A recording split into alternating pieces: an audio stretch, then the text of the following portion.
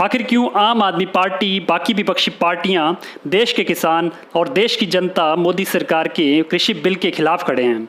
क्यों जगह जगह प्रदर्शन हो रहे हैं? हालांकि प्रधानमंत्री नरेंद्र मोदी अपने भाषण में ये बता चुके हैं कि एमएसपी और बाकी सारे मुद्दे जो किसान उठा रहे हैं उनको ध्यान में रखा जाएगा, परंतु सोचने वाली बात यह है कि किसान इस बात को मानने के लिए तैयार नहीं है। और ना मानने के पीछे एक बहुत बड़ी वजह है, और वो वजह इतनी वाजिब है कि सरकार की नीयत पे शक होता है। और वो वजह यह है कि सरकार हमेशा जब लिखित में कोई बिल पेश करती है, संसद में जब भी कोई बिल पेश किया जाता है और जब वो बाहर मौखिक रूप से उस बिल के बारे में लोगों को एड्रेस करते हैं या उनके प्रवक्ता टीवी चैनल्स पे उस बिल के बारे में डिबेट करते हैं, उसमें ज़मीन आसमान का फ़र्क होता है। अभी तक जितने बिल सरकार ने पास किए हैं, जैसे CA NRC 370, भूमि अधिग्रहण बिल, ये सारे बिल इस तरीके से पास किए गए हैं जिससे कि सरकार का तानाशाही रवैया साफ दिखता है। परंतु इस बार तो हद ही हो गई। कृषि बिल पर अध्यादेश तब लाया गया जब कोरोना महामारी अपने पीक पर थी, परंतु पता नहीं सरकार को क्या सूझी कि वो कृषि पर अध्यादेश लेकर आई। और इसमें भी कोई संदेह नहीं है कि सरकार को पता था कि ये बिल किसानों के हितों के खिलाफ है और विपक्षी पार्टियां हो सकता है इस बिल को पास ना होने दें, इसलिए लोकतंत्र की हत्या करके इस बिल को ध्वनि मत से पास करवाया गया। इतना ही नहीं, विरोध कर रहे सांसदों को संसद से सस्पेंड कर दिया गया।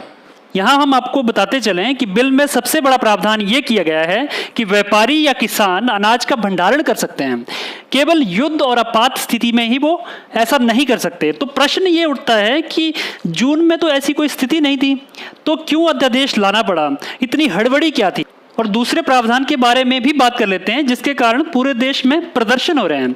और ये दूसरा प्रावधान ये है कि किसान कहीं भी पूरे देश में किसी भी जगह पे, देश के किसी भी कोने में अपनी फसल को ले जाकर बेच सकता है।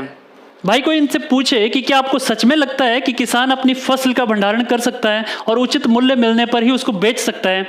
दूसरी बात, क्या आपको सच में लगता है कि किसान अपने अनाज का बोरा उठाकर पूरे देश में दर दर की ठोकरें खाए? क्या यही दिन देखना रह गया था? देश का अन्नदाता जो कि देश की GDP में एक अहम रोल निभाता है, सरकार उसकी ज़मीन छीनकर उसको दरिद्र बनाने में क्यों लगी हुई है? बाकी तो सारे सेक्टर्स को डुबो दिया, तो क्या वो कृषि को भी अब उद्योगपतियों के हाथों में बेचना चाहती है? और वो अगर ऐसा करना चाहती है तो क्यों? कौन सी ऐसी देनदारी उद्योगपतियों की सरकार के पास जिसको देने के लिए सरकार कुछ भी बेचने के लिए तैयार है? अब देखना यह होगा कि जिस तरीके से पूरे देश में प्रदर्शन हो रहे हैं, तो क्या सरकार की नींद टूटेगी? और अगर सरकार की नींद टूटेगी तो क्या वो बिल को वापस लेगी? और अगर बिल को वो वापस नहीं लेती तो इससे साफ पता चलेगा कि सरकार तानाशाही तरीके से पूरे देश को चलाना चाहती है।